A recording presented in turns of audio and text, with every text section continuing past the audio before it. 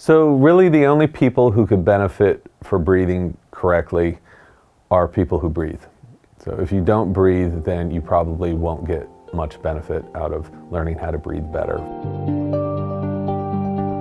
Hi, my name is James Nestor. I'm the author of Breath, The New Science of a Lost Art. And these are 5 ways to improve your breathing. Stop breathing through your mouth. So breathing through your mouth isn't going to kill you. It's going to allow you to get enough oxygen to survive, but just surviving is different from being healthy. So compensation is different from really celebrating in vibrant health. So the difference between the mouth and nose, there are numerous differences, but the main ones are the nose is the filter. This is our first line of defense for the body. The nose also heats up air, it pressurizes it, it moistens it, and it conditions it so that by the time that air gets to our lungs, we can extract about 20% more oxygen breathing through our nose than we can equivalent breaths through the mouth. And if you think that's not going to make a difference throughout the day, throughout your life, you're crazy. When you start looking at so many chronic ailments, from asthma to allergies to even anxiety, and how they are directly tied to the way in which you breathe, and oftentimes they are tied to how we tend to overbreathe, you start to understand that having that extra pressure and resistance in your breath is so essential to calming your body down, filtering that air, and allowing yourself to work at peak efficiency. And when we walk through the day, just for one, we're not filtering that air, but we're also taking in way too much air, which stresses the body out. So a lot of you breathing through your mouth right now may be thinking, this guy is crazy. I breathe through my mouth. Everyone I know breathes through their mouths. What is crazy is to look at 5,400 other mammals on the planet right now and look at how they're breathing. Dogs breathe through their mouths when they are thermoregulating to offload heat, but no other animal is an obligate mouth breather for a reason. It is terrible for our health. It affects how your face will look. It makes you more susceptible to periodontal disease. It creates hyperventilation. It can stress you out. I can give you a whole laundry list of problems associated with it. The science is very clear. Don't breathe through your mouth. Breathe through your nose as often as you can. Use your nose. So if you were to take an x-ray of your head, which is something I've done, you would notice something at the front of your face. You would notice that we have all of these crazy structures right at the front of our face. These structures take up the equivalent space of a billiard ball. If you could just imagine putting a billiard ball in the middle of your head. Those structures aren't there randomly. When we breathe air through our nose, we're forcing this air through a gauntlet of different passageways where that air is purified and where that air is heated and pressurized. Sea animals that live in shells use their shells to keep out invaders, to keep themselves safe. We use our noses to do the exact same thing. So how we breathe affects every system of the body. It affects how your heart beats. It affects your circulation. It affects digestion. It affects how your brain operates. So if we are breathing in a dysfunctional way, if we're taking in way too much air, overworking ourselves all the time, we put these other systems of our body in a state of stress. And if you don't believe me, just try to hyperventilate right now for about 10 to 20 seconds and see how you feel afterwards. Many of us won't be spending all of our days in the state of acute hyperventilation, but we will be overbreathing, and eventually our bodies will break down. So this is why we want to breathe through our noses. We want to filter air, especially if we live in an environment with pollution or allergens or COVID or wherever else. We want that air to be moistened. We want that air to be pressurized because we want to breathe fewer breaths, but to obtain more oxygen in each breath. So that is efficiency. Why would we unnecessarily be overworking ourselves all day long? We don't want to do that. We want to be in a state of calm and efficiency, and that's what breathing through the nose helps us do. Improve your lung capacity. There was this fascinating study done about 40 years ago, where they looked at all of this data from about 5,000 different subjects, and they found that the number one marker of longevity wasn't genetics, it wasn't diet, it was lung capacity. The larger our lungs are, the more efficiently and healthy they are operating, the longer we will live.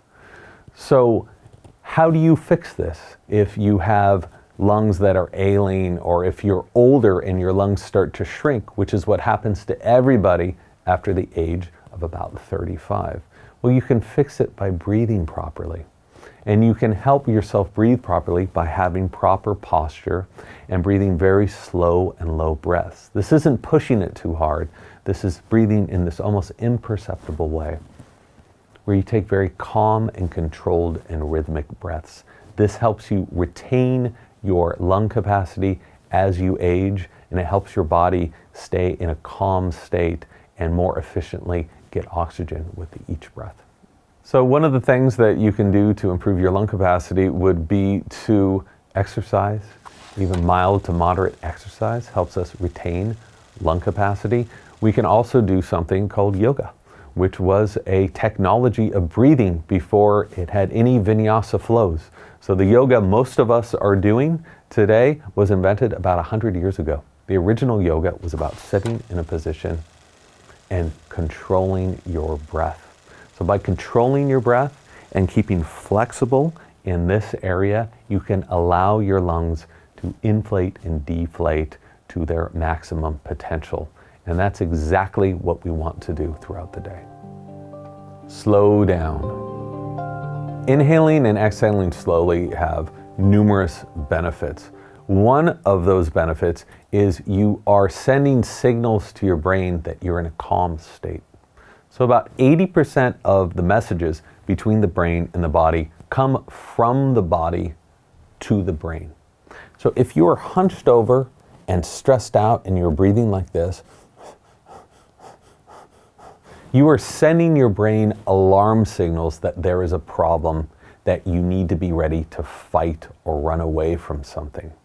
You're also unleashing all these different hormones and adrenaline to allow you to be awake and alert. Well, we don't need to be awake and alert all the time during the day. That leads to chronic inflammation and so many other issues.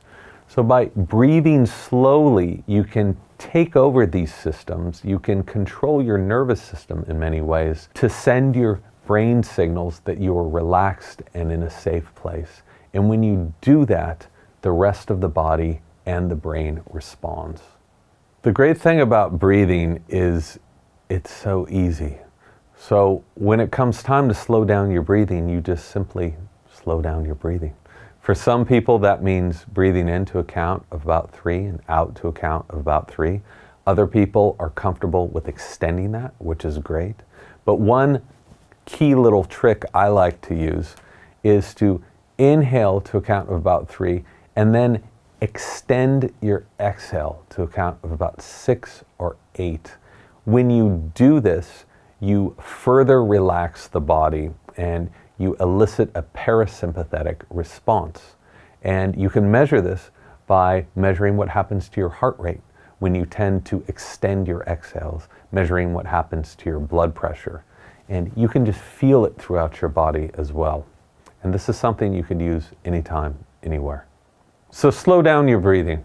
Doing so will calm your body down and send those signals to your brain that you are in a safe place and that you can relax. And it will also balance your levels of CO2 and oxygen so that you will be able to utilize more of that oxygen as it enters into your bloodstream. Hold your breath. So breath holding is both good and bad. When we hold our breath unconsciously, it's very bad. And an estimated 80% of office workers do this. What we do is we sit down and we see all these emails and then our phones are blowing up. We become stressed out and we hold our breath. Then we breathe too much. We hold our breath again. If you're doing anything in a way that's stressing your body out 8 hours a day, 10 hours a day, 12 hours a day, it's going to eventually catch up with you. Breath holding can also be very beneficial to you Because when you hold your breath, you increase your levels of carbon dioxide. And by increasing your tolerance over time for carbon dioxide, you can learn how to calm your body down and actually increase athletic performance. It's not very easy at the beginning. It seems so counterintuitive. A lot of people say, oh, I need to keep breathing because I need oxygen. But you'll notice something when you hold your breath and look at your oxygen levels. They don't go anywhere for a very long amount of time. It takes a couple minutes for your oxygen to really be hitting some serious levels of deficiency. So by holding your breath, what you're doing is just controlling your respiration.